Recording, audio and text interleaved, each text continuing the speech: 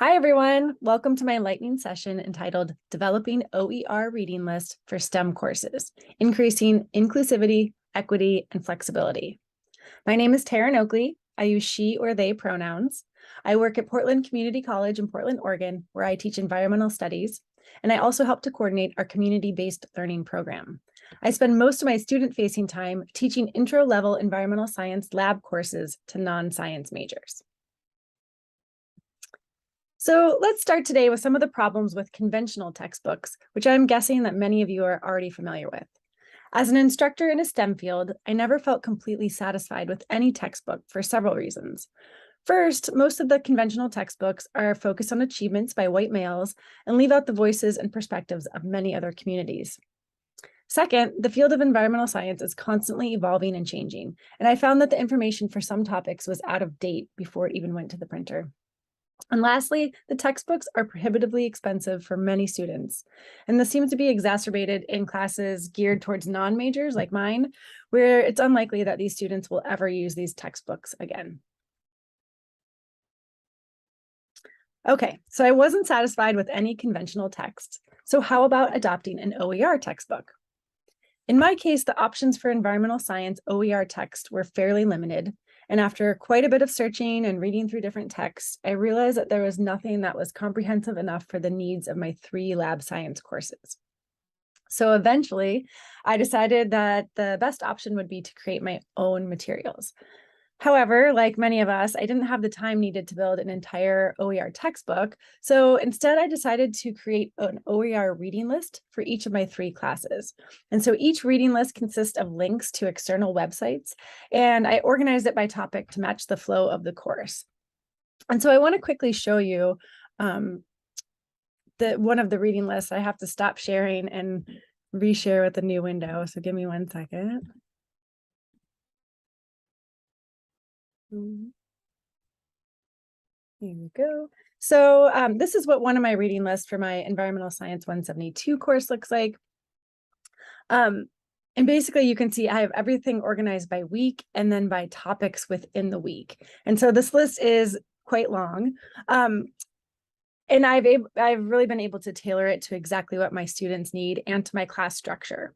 I've tried to link to OER created materials when possible, but that wasn't always possible. And so what I did is I used an asterisk next to resources that were not licensed through Creative Commons. And so what this reading list is, it's links that cover the general concepts of the class, but because I'm the one creating this list, I've also been able to include place-based information, as well as links that address these class concepts through a social justice lens, which I'm really interested in. And then I'm going to scroll for a second. The whole first few pages are all just our regular class content. And then we get down here to a section, additional resources, where this is not stuff that I would expect students to, be familiar with for our class. But in case students do want to go more in depth into a different topic, then I can put these extra resources down here. All right, so let me go ahead and I'll switch my share, go back to my PowerPoint.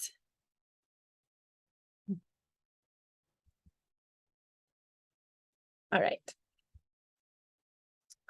So next I want to talk about benefits.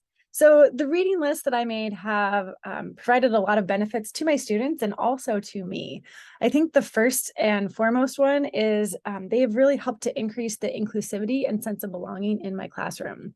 So because I'm the one curating the content, I can make my content more culturally relevant.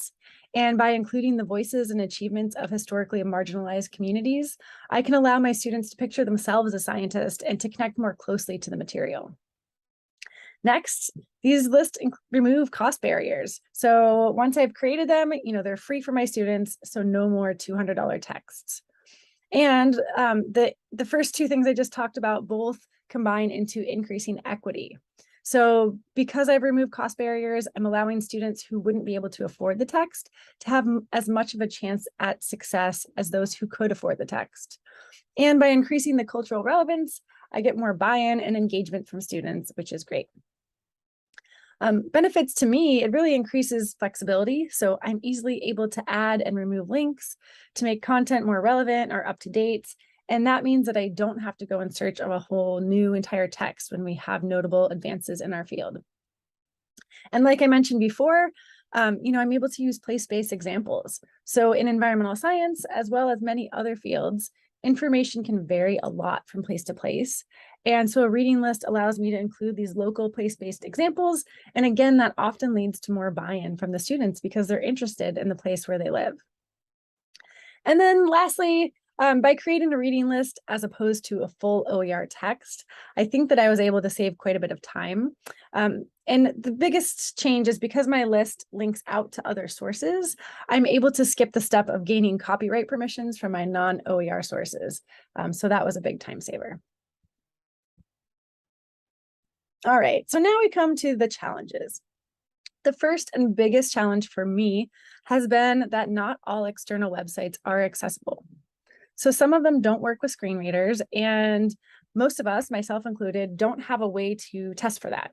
So sometimes I have no idea which websites are and are not accessible to my students who use screen readers. Additionally, links can break and websites can change. So these lists need maintenance and updating, and that takes time, which many of us don't have a lot of. So how have I been coping with these challenges?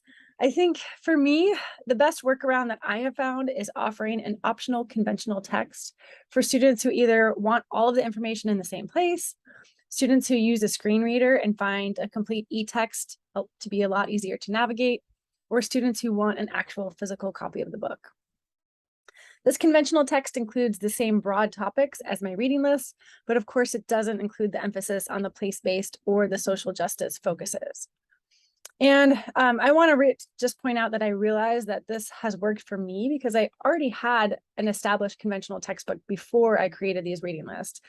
And I do realize that this optional text route would not work as well for folks who are building a class from scratch or that don't have another fallback text.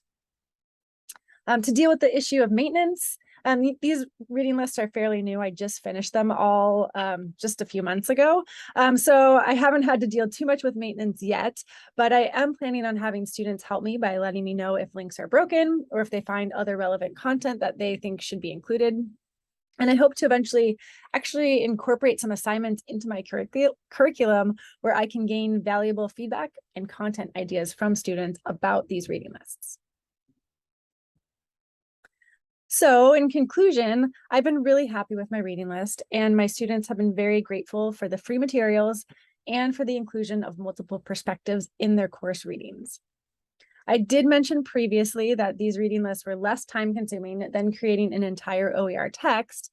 However, for full transparency, it still took me more than a year and a lot of hours of work to complete these 3 lists. So luckily, I was awarded 2 grants through Open Oregon and 1 grant through the Eco-Social Justice Grant Program at Portland Community College. So much of the work that went into these was paid. So as we wrap up today, the 3 main takeaways that I would love you to leave here with are that course reading lists can, first of all, increase inclusivity and equity for students by removing cost barriers and through increasing cultural relevance and engagement with the material. Second, that these reading lists can increase flexibility for instructors by allowing us to choose the perspectives we are including and to have the ability to easily change and update our curriculum. And lastly, I want to recognize that these reading lists do come with limitations for accessibility and may require alternatives.